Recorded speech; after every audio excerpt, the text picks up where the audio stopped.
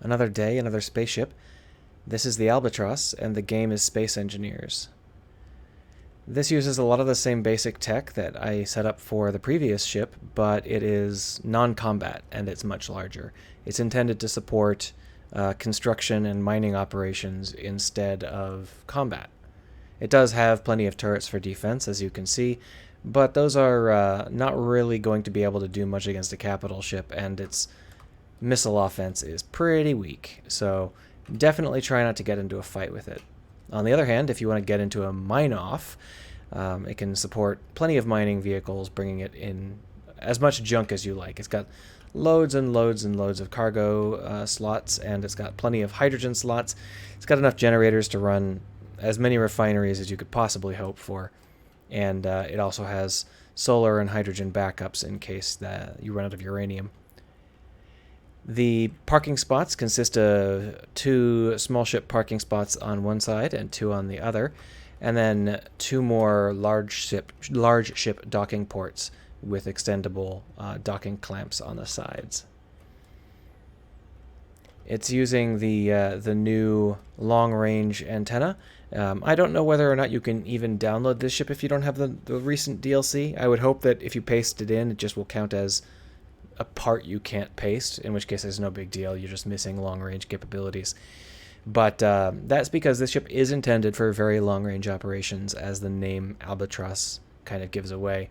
It's got 20 of these jump engines. 5 here, 5 more here, and then another set on the other side.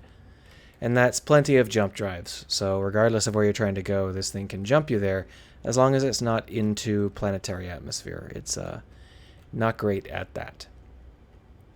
It's got plenty of long-range antennas, short-range antennas, and laser antennas to back you up, and it has both ion and hydrogen engines in all directions, obviously. Other than that, this ship is made almost entirely out of scrap metal, so you're not going to want to stay in a fight for very long. I did make it out of my sacrificial techniques, so even if you take a beating, it'll keep you running for as long as you need to keep running, but you're not going to win any fights with it. Your best bet is to run away from fights with it. Let's go inside. So this is the bridge. The bridge is on the nose of the vehicle, as you might expect. If we want to fly this ship around, by the way, it looks like this. It's got some cute inner glow happening. I kind of like it. It has good forward and backwards acceleration, not so great side to side. The bridge here has a lot of open space, so if you do get dinged, you're likely to depressurize, but that's okay. It's not really intended for combat, and there are other places you can pilot from if your bridge is compromised. There's plenty of cryo right here on the bridge. The airlock comes straight into the bridge. It's intended for player use, not for defense. That said, there are some turrets. Medical bay right off the bridge. So you won't have any problems with your general player operations here. We have some quarters.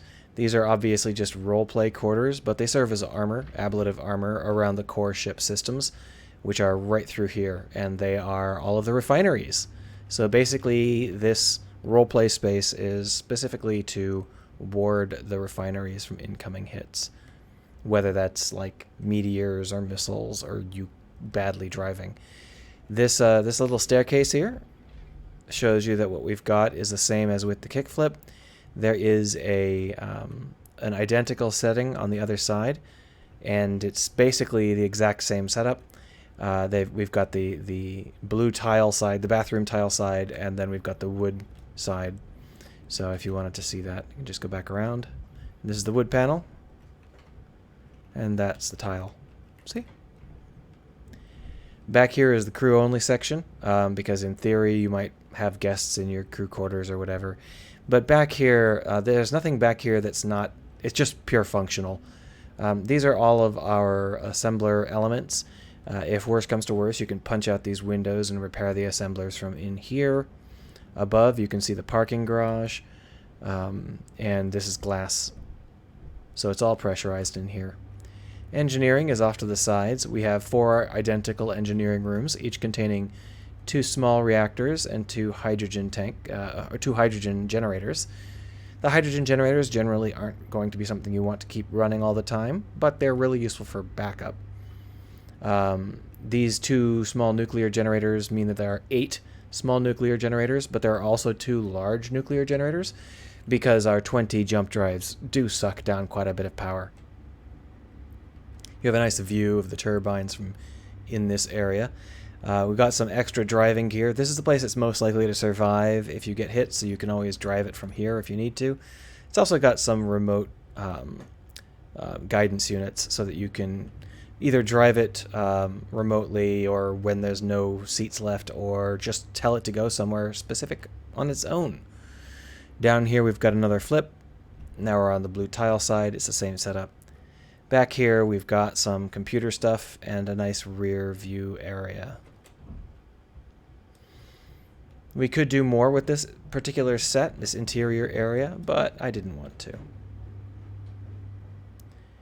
That's pretty much the basic setup for this ship. As you can see, it's not too shabby. The only things left are the observation areas, which are just these windowed areas. I didn't do anything with them.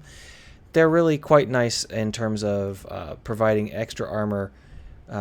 They both help to prevent incoming fire from hitting the parked ships, and they also protect the construction equipment that's directly below our feet here. But they're not super strong, they're just glass. So again, this ship isn't really intended for kind of extended combat operations. We're just going to hit save, and then what we'll do is we'll cut and paste this ship and blow it up. Now this ship is not one of the super high-powered ships that we'd normally use, so maybe what we'll do instead is use one of the ones that's a little bit more powerful. We just built the kickflip the other day. We might as well use that. So I've just copied the kickflip, and if we go into remote view, we can paste it in, and it will be more than capable of blowing up our nice little non-combat vehicle here. Let's go on over to it.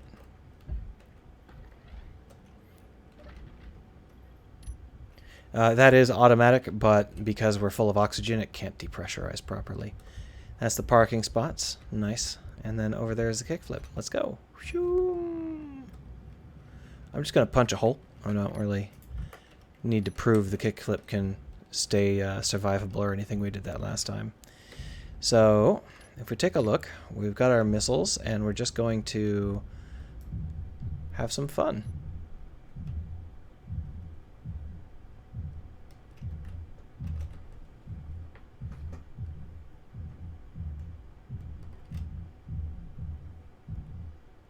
There, that was one barrage. Let's take a look and see how that holds up.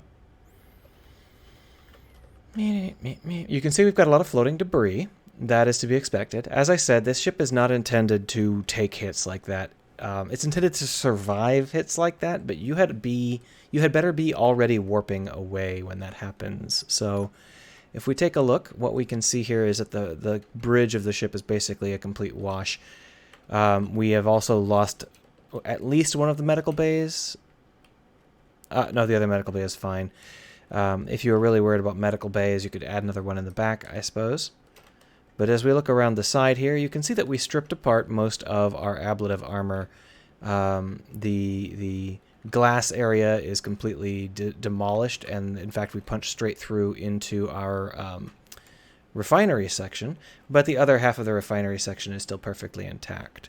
So this ship is capable of still doing refining and assembling, but you can see that we took a massive barrage of incoming fire to this side of the ship, and that's to be expected. We lost 4 jump drives and a lot of our maneuverability, but less than you might expect because nope, we actually lost. Oh, nope, there it is. We got hit on 1 quarter, and this is split up into quarters. So unless they saturate 2 quarters, you're not going to lose mobility entirely on any axis. Of course, even if you do lose mobility on an axis, you can just turn your ship. We lost a lot of our hydrogen storage. In fact, some of those big explosions you saw were more hydrogen storage going up. But it looks like our reactors are still intact. And as for the jump drives, although we lost the outer layer, the inner layer is still intact. And that's just the jump drives on this side. The other side is completely intact. So that means that we still have 16 jump drives, which is more than enough to help us escape. If we look through the interior, it looks like our engineering areas are still intact. So are the large reactors.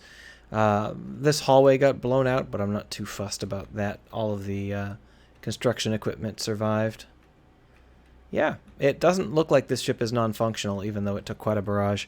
Shall we give it one more barrage just for kicks? Let's go ahead and...